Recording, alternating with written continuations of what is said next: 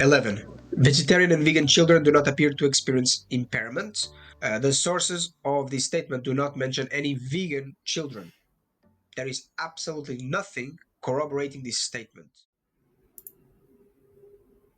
Correct. So again, we have an anti-vegan statement on a pro-vegan study.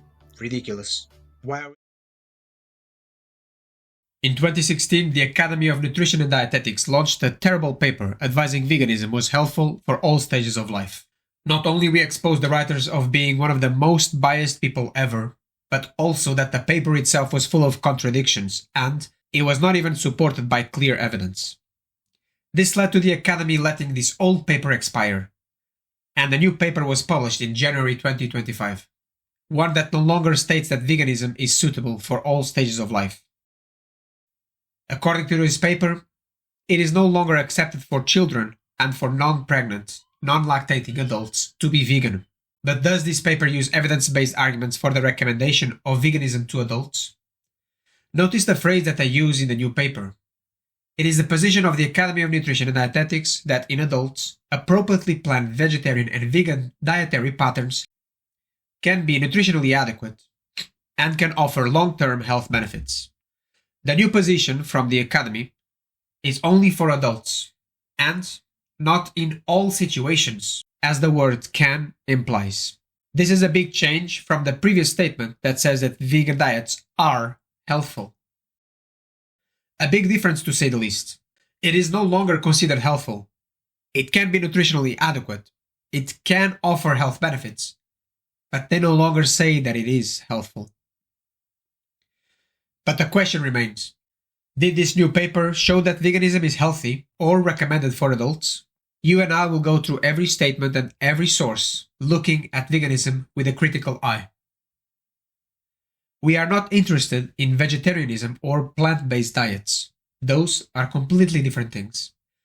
We are also not interested in statements that are proven by outside sources, meaning that if a statement in this paper is not proven correct by the cited sources, in this paper alone, then it is not acceptable for this video.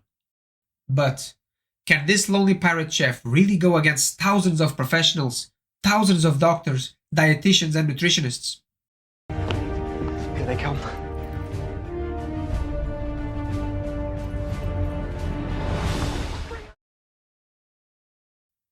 Claim number 1. Vegan dietary patterns continue to be of interest across different groups. This claim may be true, but it actually goes against the vegan narrative, saying that they are growing in numbers. As the previous paper stated, in the US, 3.3% of the population are vegetarian, and 1.52% are vegan. It seems like veganism lost 0.5% in total numbers. The source that they provide shows the same downfall. A diet that is cheaper, healthier, and better for the environment should be growing with time, not going down. This claim seems vegan, but the source shows the anti-vegan trends. Claim number 2. There is no standard definition for plant-based. The term will refer to those dietary patterns in which foods of animal origin are mostly or completely excluded. From the cited paper, you get the quote, "Other types of diets, such as flexitarian and pescatarian diets, could be considered plant-based." So the Academy is considering pescatarian and flexitarian diets plant-based. It's a bold strategy, Cotton. Let's see if it pays off for them. I hope you all understand why plant-based and vegan diets are not the same thing, and why no study showing the benefits of plant-based diets can be extrapolated to a vegan diet. Please keep that in mind throughout this video. Plant-based is not veganism. And whenever a vegan tries to tell you otherwise, you can quote the Academy of Nutrition and Dietetics on such facts. This statement is irrelevant for veganism. Claim number 3.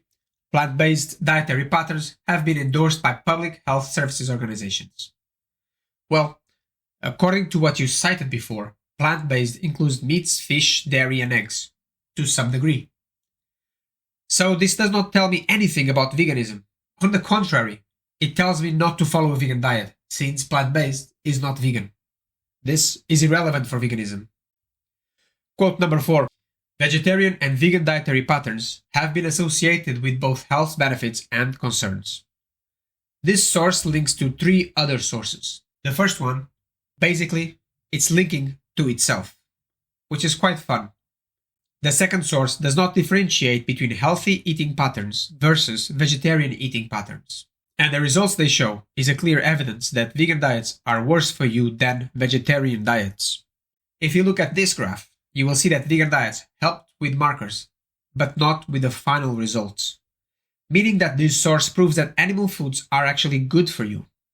The third source follows the same as the previous one. They mix vegan, vegetarian, and plant-based versus a non-controlled diet, which likely means the standard American diet. It is very easy to get results in such a way, but it does not bode for the effectiveness of veganism. You could get similar results by simply fasting, and yet it should not be recommended that you fast forever. Since one of the sources shows veganism to be worse than vegetarianism, and the other sources are complete trash, allied with a point of concern, I consider this an anti-vegan claim. Claim number 5. National polls indicate that nearly 6% of adults in the United States follows a vegetarian and vegan diets. I mean, look at this source. I think this is irrelevant for health claims. Claim number 6. Moderate quality evidence indicates that vegetarian, including vegan, dietary patterns are associated with reduced cardiovascular disease, CVD, incident, non-vegetarian dietary patterns. Those of you paying attention will notice that this source is the same as the one in point 4.3. The same study that says that vegetarian diets are better for you than vegan diets. Meaning that healthful diets with animal foods are better for you than vegan diets. So this claim is actually a point against veganism. Claim number 7. Some potential concerns of following vegetarian and vegan dietary patterns for adults in the general population, including lower bone mineral density as well as increased risk of fractures and lower vitamin B12 and vitamin D concentrations for those following vegan dietary patterns. This is simply a point against veganism. But look at this. Again, they reference the same source, but this one is fun because within the source that they mention, they also mention themselves against the previous paper. So basically, it's a source inception. They are referring a paper that refers to themselves. Still, it's a point against veganism. Claim number 8. In adults with cardiovascular disease risk factors, primarily overweight or obesity, moderate quality evidence demonstrates that vegetarian or vegan dietary patterns are likely to reduce BMI compared to therapeutic or non-therapeutic non-vegetarian dietary patterns. In addition, vegetarian dietary patterns may be equal in efficacy to therapeutic non-vegetarian dietary patterns in reducing fasting blood glucose concentrations. Low quality evidence. The same source again. And again, yes, veganism can help you with body weight. Any restrictive diet can. But again, vegetarianism, aka animal foods, had a better outcome than veganism in the source provided. This is just a point against veganism again. Claim number 9. In adults with type 2 diabetes, moderate quality evidence demonstrates vegetarian and vegan dietary patterns are likely to reduce hemoglobin A1C value and BMI compared to therapeutic or non-therapeutic non-vegetarian dietary patterns. They are using the same source over and over again. This uses 7 studies from doctors like Dr. Bernard that put people in a very restrictive, low-fat diet, and people like Jenkins whom could not get significant outcomes except for greenhouse gas emissions. The only way these studies achieved such results is when comparing to a non-controlled diet, usually full of junk food. How are these studies relevant in proving veganism to be good? It is just proving that controlling what you eat has some benefits, but again, you can achieve the same results with fasting or a healthy omnivore diet, with probably better results. For some people, whole foods vegan diet might be easier to do than just a straight fasting. But in my opinion, this should be done only for short periods of time. So, I will give a point to veganism here. Claim number 10. In adults with cardiovascular disease, there was no significant difference in blood pressure, liquid profile, quality of life, cardiovascular events, or mortality from consuming vegetarian, including vegan, dietary patterns compared with therapeutic or non-therapeutic non-vegetarian dietary patterns. As you can see by their own sources, if you are at high risk or already have cardiovascular disease, vegetarian diets have not been shown to have any benefits on the incidence of disease. You can improve your markers, but this does not translate much to actual results. So this is a point against veganism. Claim number 11. However, even processed plant-based milk and meat alternatives tend to be higher in fiber and lower in saturated fat and cholesterol compared with animal-based products, which can be beneficial to heart health. The argument of saturated fat and cholesterol has been debunked for a long time now. Cholesterol is no longer a nutrient of concern, and saturated fat was demonized because of its effects on cholesterol. Since we know that people with higher cholesterol live longer, this is a non-factor. Therefore, being lower in cholesterol and saturated fat is actually a point against veganism, in my opinion. However, let's say that I'm wrong. This is not a study speaking on veganism. It only mentions the substitution of dairy, which it would be helpful for some intolerant people. So this point is not really about veganism, it's irrelevant. Claim number 12. Higher, healthful plant-based diets scores have been associated with health benefits, such as a lower risk of type 2 diabetes, cardiovascular disease, obesity, whereas unhealthful plant-based diets are associated with a higher risk of several chronic diseases. This is just a comment on how whole foods are healthier than processed foods. I don't think that anyone would disagree, and it does not prove that veganism is healthy. Irrelevant to veganism. Claim number 13. An important functional aspect of plant-sourced foods are prebiotics, which are non-digestible dietary plant fibers that stimulate the growth of beneficial gut bacteria and confer a health benefit upon the host. Of course, any paper written by Winston Craig and Reed Mangels will be very biased, but the source list is gigantic, which makes my work very hard. I have to admit, I did not read carefully all of these studies and their sources, but for what I can gather at a quick glance is that these studies are mostly not well controlled. One single good test should be enough to show the positive effects of prebiotics. And unfortunately for vegans, there is a properly controlled test that proves the opposite of what they are saying. And what is funny about it is that it was made by a very well-known vegan doctor whom was sponsored by Beyond Burger. If you want to know more about the vegan doctor that destroyed the fiber myth, check out the video that I made a while ago. But once again, even if we took these studies at their face value and consider their statement to be true, it does not show that veganism is right.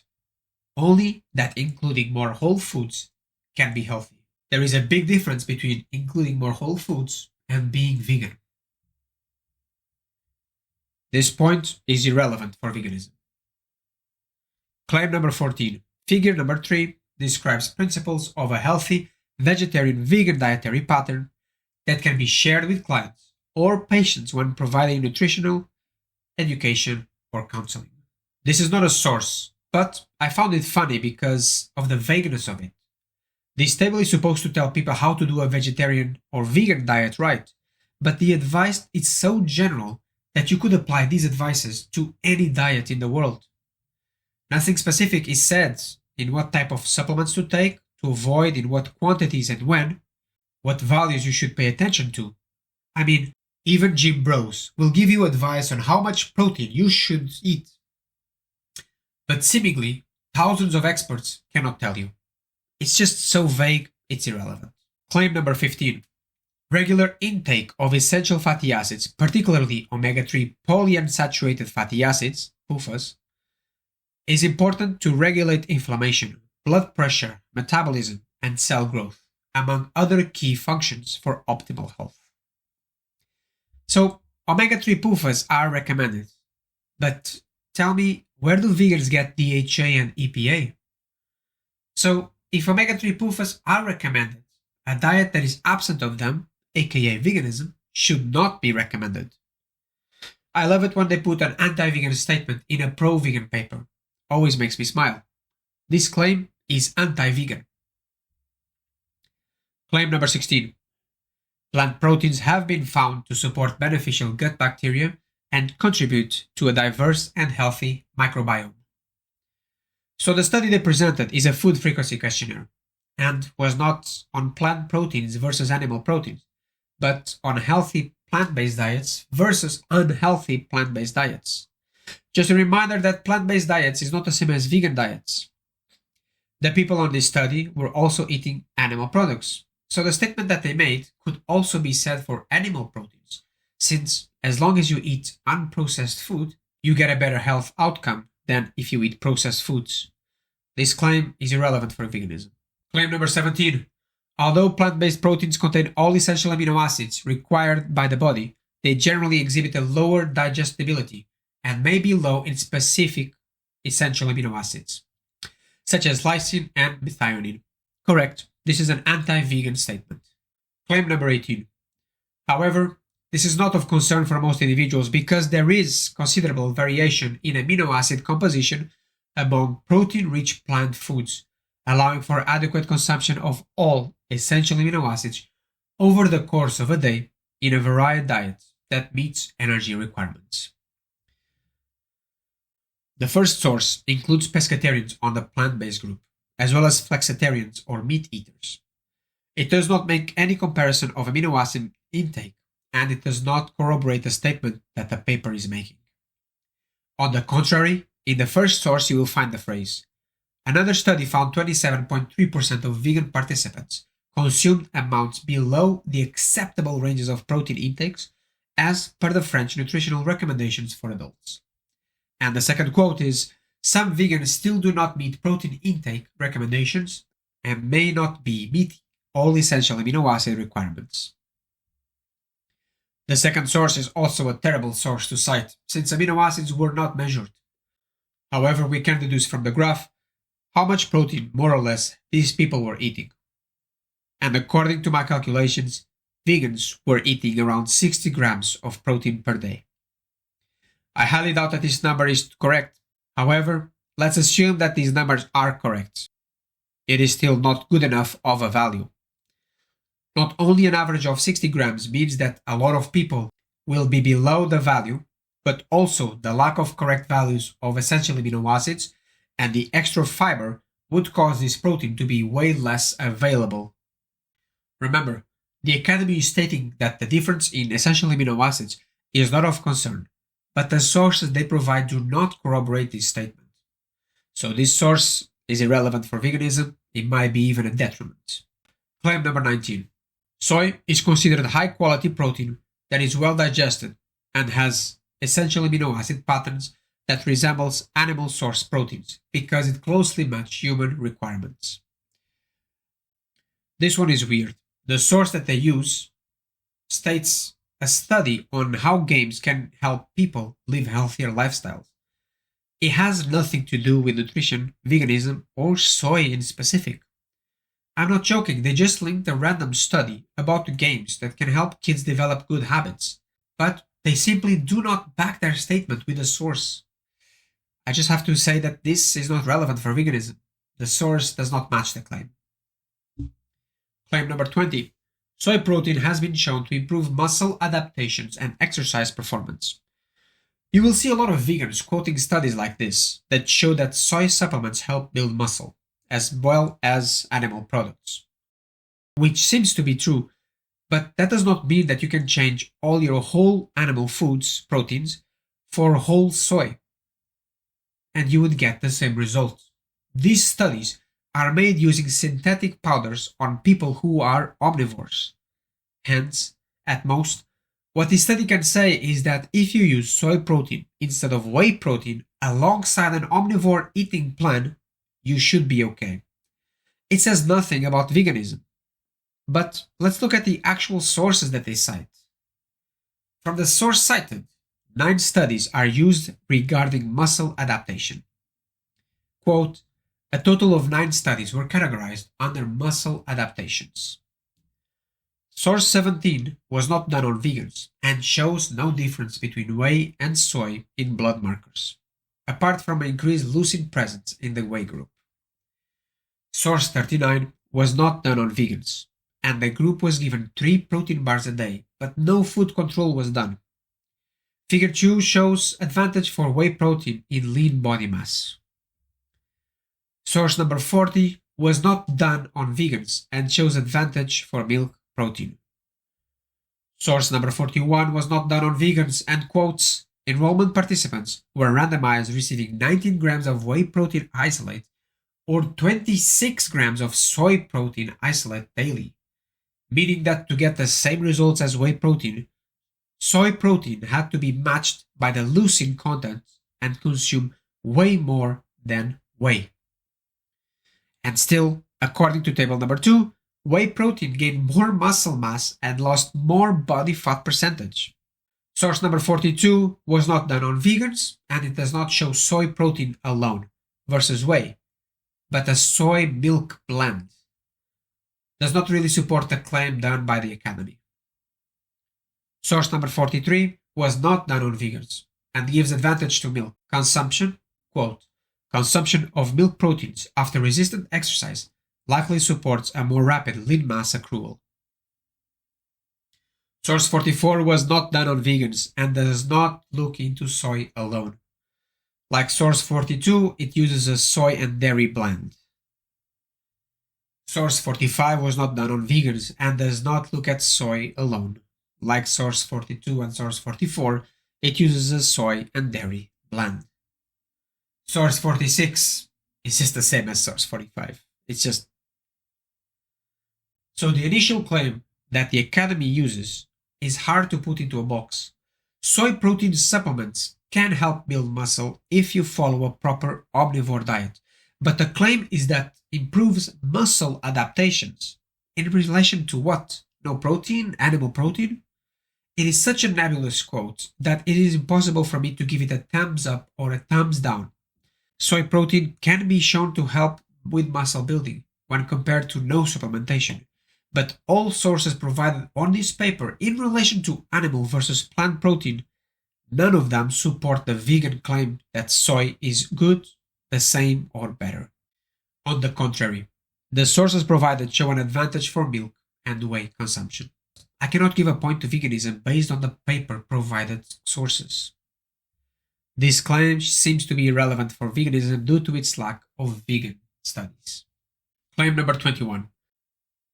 Soy protein lower LDL cholesterol levels and improve cardiometabolic outcomes. Soy product consumption, especially soy milk, tofu, is associated with lower cancer risk. The first source compares soy milk with cow's milk. There is no inference on risk or end results provided, only on biomarkers that we randomly decided are bad for you, such as cholesterol. So it does not show actual risk, only associations. The other 3 sources compare an uncontrolled diet to a controlled diet and restricts calories and processed foods. Of course, you are going to have a better health outcome if you control processed foods. This is very disingenuous. I cannot provide a point for veganism in this case. I consider this point irrelevant for veganism. Claim number 22. Plant proteins can adequately support muscle protein synthesis in active young adults. There are many studies showing no difference in muscle gain when synthetic proteins are used. But again, these are synthetic products that contain no fiber or phytochemicals that impede the absorption of nutrients. None of these studies show an advantage for vegan proteins, however, which is odd, since vegans claim that animal products cause inflammation, cholesterol, hypertension. All of this should slow muscle growth, no? Does this translate to real life? Well, we are still waiting for the great fully vegan athletes that are vegan from birth, which unfortunately have never shown themselves. But Theoretically, it does seem that vegan protein powders will help as much as animal source protein powders in young people. So I will give a point here to vegans. This source actually shows what they are trying to say. Claim number 23. Older adults potentially requiring higher protein intakes. This is a point against veganism. Older people, especially those suffering with sarcopenia, should not be on a vegan diet. The higher protein requirements, allied with a lack of ability to eat bulky foods, signals a need to consume low volume, highly nutritious foods such as meat and eggs. Claim number 24. Omega-3 polyunsaturated fatty acids are essential nutrients with diverse biological effects. This is a repeat of point 15 and another point against veganism, since they cannot get DHA and EPA from whole foods. Claim number 25. In adults, DHA is essential from a psychological perspective, particularly for normal brain functioning. Claim 26.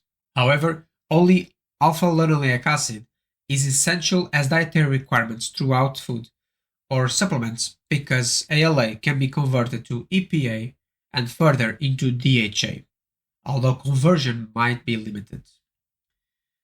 If conversion may be limited, then maybe vegan diets are not for everyone. Are we sure that this paper defends veganism? This is just a point against veganism. Claim 27. Although consistent observational data suggests that higher intakes of long-chain omega-3 polyunsaturated fatty acids may be associated with lower risk for all-cause mortality and cardiovascular disease, depression, and other conditions, interventional trials using fish oil supplements have been mainly unsuccessful across several cardiometabolic and cognitive outcomes, and evidence is lacking for intervention trials with plant sources, EPA, and DHA supplements. This little paragraph is an enormous point against veganism. Vegans assert their diet is deficient, but it can be guarded with supplements. However, time and time again, we see that supplements are not as efficient as whole foods. So why would we ever recommend any deficient diet that needs supplements to anyone? And the Academy themselves state that we have no evidence with the use of plant-derived EPA and DHA supplements. So, if these nutrients are so important and we don't have data that suggests we can supplement them, again I ask, why would we recommend a deficient diet? This is a point against veganism. Claim 28. In addition, vegetarians and vegans consistently show decreased risk of cardiovascular disease. The first source is an opinion paper and does not show that vegans have decreased risk of cardiovascular disease. The second study is a cohort study based on food frequency questionnaires. It does not cite a single time the word vegan, therefore it should be ignored for the purpose of this video. The third study, again, does not show the word vegan once. Over and over, they conflate eating whatever junk you want with omnivore diets. These studies all show one thing. The more processed food you replace with whole foods, the better your health outcome. They cannot be used to infer that veganism is healthy, since vegan diets can also be full of ultra-processed foods. This is an irrelevant point for vegans. Claim 29. Vegan diets decrease the risk of adverse outcomes that have been associated with low long-chain omega-3 intake. The first source, we just went through it. It does not mention veganism, nor does it show that a lower intake of omega-3 is risk-lowering. The second source is a terrible study, but the authors themselves say omega-3 polyunsaturated fatty acids supplementation would be a good option for these diet groups, preferably in the form of products with sea algae-based EPA and DHA instead of ALA. This was a 7-day study that is only looking at fatty acid scores, not actual cardiovascular disease events, and they could not even reach significance in terms of CRP. So this source does not corroborate the previous quote. The next source title is an opinion. Well, you can share your opinions where the sun doesn't shine. We don't use them for actual evidence. The last source is a 600-page document. The TLDR is that the meta-analysis was made mostly on supplements. If you want to skip this analysis, it will be a bit boring and long. Just skip to the timestamp on screen. In this huge document, it is mentioned several times phrases such as, "There is no suggestion of any effects of long-chain omega-3 fats on all-cause mortality." High certainty evidence suggests that long-chain omega-3 intakes makes little or no difference in risk of cardiovascular events. Low certainty evidence suggests that long-chain omega-3 fat intake may slightly reduce coronary heart mortality. Increased long-chain omega-3 fats reduce the risk of coronary heart mortality by 10%. So as you can see, most of the paper denies the initial claim that higher long-chain omega-3 association with adverse health effects. But I did found this interesting paragraph, which may be where the vegan authors of the paper took that initial idea that long-chain omega-3 may negatively affect you. However, as the researchers say, this was shown by a single outlying study. There was also the quote, "Low certainty evidence suggests that long-chain omega-3 fat intake might slightly increase the risk of arrhythmia." This was backed up by the claim that 1 in 1,000 people would need to increase their long-chain omega-3 intake for one additional person to experience arrhythmia, which is a very low number if I may say so myself. It is not nothing, I'll admit, but at the same time they also mention 167 people would need to increase their long-chain omega-3 intake for one person to avoid a coronary heart disease event. So you are about 10 times more likely to benefit from increasing long-chain omega-3 intake rather than you being hindered.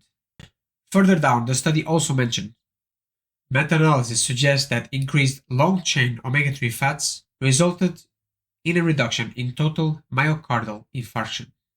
But the final nail in the coffin is this. High certainty evidence suggests that increasing long-chain omega-3 intake reduces serum triglycerides in a dose-dependent manner by around 15%. Low triglycerides being associated with improved health outcomes is one of those associations that both carnivore doctors and vegan doctors seem to accept.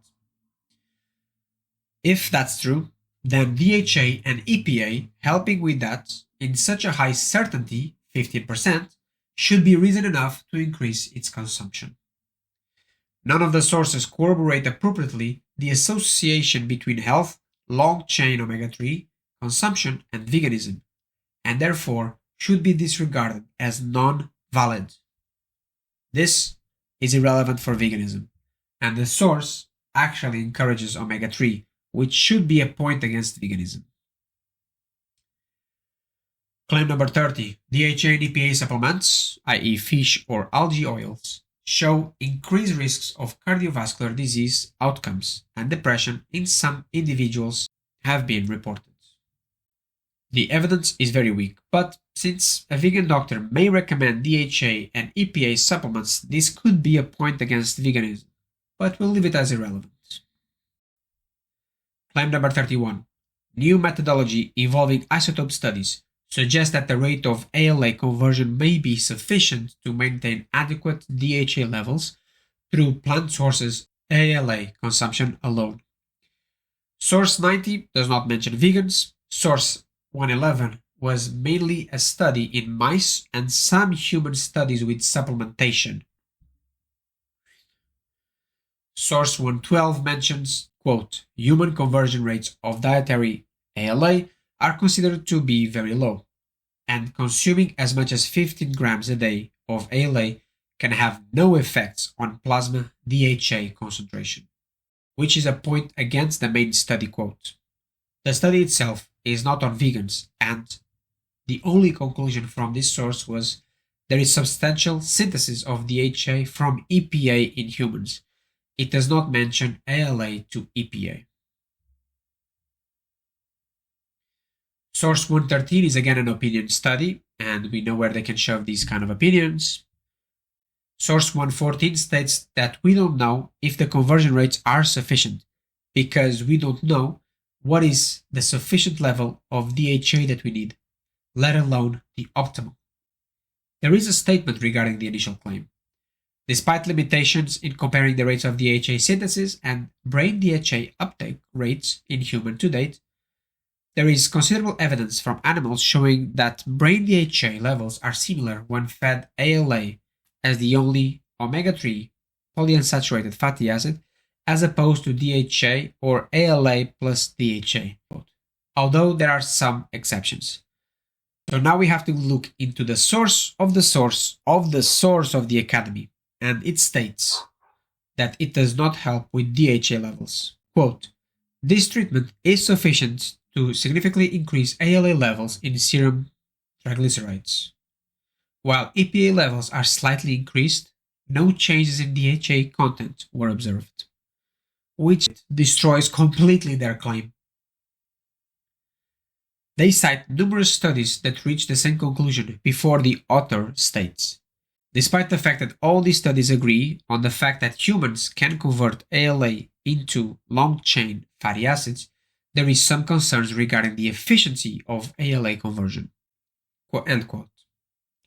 We also see the statement that DHA consumption hampers the conversion of ALA to DHA, since the body does not need to go the extra mile to make it from scratch.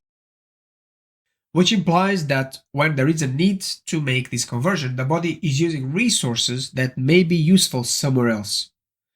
Think of it like fixing your car, and instead of buying the parts that you need, you try to make them yourself.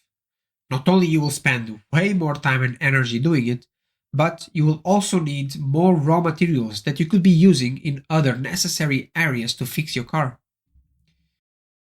Having said all this, none of these studies looked specifically at vegans and their ALA to DHA and EPA conversion effects.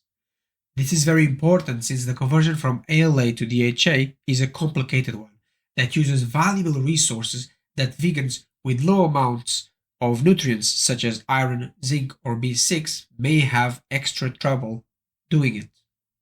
Hypothetically speaking, we could see one day a study looking at the conversion rates of vegans being sufficient, and yet this would still not be a good study since it does not look at the other nutrient levels. What if the conversion of ALA to DHA is given priority by the body, leading to deficiency of zinc and iron in other metabolic processes? My conclusion regarding omega-3 is that we do not know what are the optimal levels of DHA and EPA in the body, and therefore we cannot infer that the conversion rate is sufficient. Supplements have largely been shown as inefficient, even algae one. So, if it is the case that the conversion of ALA to DHA and EPA is insufficient, then supplements will not save you. I can say with 100% certainty that the Academy paper did not show conclusively that vegans can survive optimally without the consumption of DHA and EPA, only present in animal foods.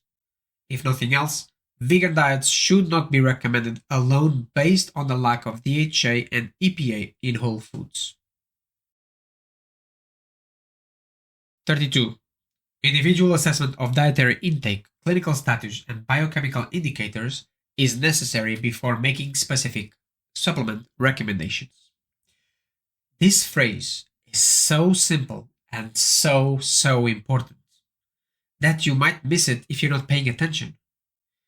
What the Academy of Nutritionists and Dietetics are saying by this small phrase is that no one should be going vegan without first taking a medical assessment. That means that all of you vegans recommending teens to go vegan and rebel against their families should now be sued if you speak in such way again. The Academy themselves are saying it is necessary. Nobody should go vegan, according to the Academy, without a complete nutritional conversion panel. This is a very damning evidence against veganism. Claim 33. A recent systematic review and meta-analysis demonstrated little difference in calcium intake between vegetarians and omnivores, and intake was near recommended levels. However, intake was significantly lower in vegans. Again, a point against veganism. Just because you can consume it, it does not mean you will. Claim 34. To ensure adequate calcium intake, vegetarians and especially vegans should consume at least 2 to 3 daily servings of calcium-rich foods with good bioavailability. So, going by this paper alone, calcium is a nutrient of concern on a vegan diet, and any vegans are at risk. This is anti-vegan. Claim 35. Limited evidence suggests choline intake among vegans and vegetarians may be considerably below the adequate intake. It is limited but conclusive. Vegans and vegetarians are considerably below the adequate intakes. The first and second source barely talk about vegans at all. Source number 3 is a study on replacing milk or eggs in a vegetarian pattern with vegan sources. Seems irrelevant since neither could reach recommended daily intake levels. Moreover, they replaced whole foods with supplemented foods, which, well, why not just eat a bottle of multivitamins instead? Source 4 is not a study on vegans. At the most, they are studying pesca vegans. What? This paper also concludes that micronutrients provided at less than 50% of their respective DRIs included vitamin D and choline. The fifth source is similar to source number 3, where under supervision, scientists tried to replace animal source foods with plant-based alternatives and still could not get people to eat enough choline. So if scientists have trouble developing a menu that even with fortified foods struggles to meet the recommended daily intake, what chance do regular people have? And that's it. The paper does not mention what vegans can do in order to meet the required choline intake. So how can I give this anything except for anti-vegan? Source 36, iodine. Findings from a meta-analysis showed vegans exhibited either mild or moderate iodine deficiency more frequently than vegetarians or non-vegetarians. In 2 out of 8 studies, vegans were found to be severely deficient. Iodized salt has many times been shown to be an effective way for people who do not eat a lot of fish to compensate for the lack of iodine. However, veganism has never been studied long-term regarding iodine intake and its effect in junction with other supplements. So, this is of course an anti-vegan quote. Claim 37. A systematic review of presumably healthy adults indicated vegetarian, including vegan dietary patterns may be associated with lower circulating ferritin concentrations when compared with non-vegetarian diets. Well, a lower ferritin concentration means a higher prevalence of anemia. This is an anti-vegan claim. Claim 38. Vegetarian premenopausal women have a higher prevalence of iron deficiency. So, this also includes vegans and therefore is an anti-vegan statement. Claim 39. The National Institutes of Health Office of Dietary Supplements suggests that vegetarians and vegans should consume nearly twice the recommended amount of iron due to lower absorption, mainly caused by phytate content in plant foods. Every single source cited for this claim and this paper of the Academy is saying how vegans have it worse when it comes to iron. If, for the general population, a higher quantity of iron consumption is recommended, for the vegans, whom this nutrient is even harder to get, recommendation should be not to be vegan. This is an anti-vegan claim. The high prevalence of vitamin B12 deficiency among vegetarians, especially vegans, is well documented. Compared to those following other dietary patterns, vegans have the lowest serum plasma B12 levels, the highest homocysteine and methylmalonic acid concentrations, and the highest incidence of deficiency and/or insufficiency. B12 is something that every vegan knows from day one that they have to supplement, and yet, as a population that should have the highest rates of B12 thanks to their supplementation and fortification in many vegan processed foods, still vegans are constantly failing on the B12 tests. Not surprisingly, since A big problem of medicine is the lack of adherence to proper self-medication procedures. Just this argument alone should discourage every single living person to be vegan. This is an anti-vegan quote. Claim 41. Using B12 supplements may be the easiest and most reliable way to ensure adequate B12 status amongst all vegetarians, particularly for vegans. The first source limits their research to adults, therefore children are already out. This analysis also reports that the daily B12 intake might vary 4 times as much depending on your lifestyle factors. This review showed that daily vitamin B12 losses in apparently healthy adults and elderly probably range from 1.4 to 5.1. Whilst the intake to compensate can vary as much as 500%, quote, based on the relationship between the indigested dose and the amount observed, vitamin B12 intakes needed to compensate for these daily losses seem to range from 3.8 to 20.7 micrograms in apparently healthy adults and elderly people, which is 1.4 to 8.6 times higher than the amount needed to prevent deficiency. The second source of the Academy states that things that influence the effectiveness of B12 supplements can include alcohol drinking, smoking, and your age. Which is funny since I've never seen vegans saying that you should adjust B12 supplementation depending on your lifestyle. The study is pretty conclusive. B12 supplementation helps with B12 levels, which is not that surprising. We know that supplementation has helped many people throughout the years, but there is a catch. Supplements can be dangerous since they are not controlled and they may not contain enough vitamin or even the active form of B12. Medical common sense should be applied and assume veganism is dangerous on the basis of the lack of B12 alone. And common sense states that supplements are supplements, they are not replacements. In no other factor of life we see doctors saying, oh no, don't eat food, just eat the supplements. But when it comes to veganism, some doctors seem to be losing the plot. Claim 42. Evidence from large cohort studies show a high incidence of vitamin D deficiency or insufficiency in vegetarians, including vegans. Nothing to add. This is an anti-vegan statement. Claim 43. Vegan women taking vitamin D and calcium supplements had the same risk of hip fractures as non-vegetarians, whereas vegans who did not take these supplements had almost a 3 times higher risk. This is a very weak study, but I found funny that in a paper defending veganism, again they would include this. A diet plus medicine is as good as normal diets? This is anti-vegan. Claim 44. Vegan clients should also be aware of the potential for increased fracture risk. No comment, this is just an anti-vegan statement. And there you go, 44 claims that this paper uses, and how many do we actually have positive about veganism? Not that many. I would also just like to say that it was odd that this paper did not mention some nutrients of concern like zinc, since they were mentioned in the previous paper. Conclusion.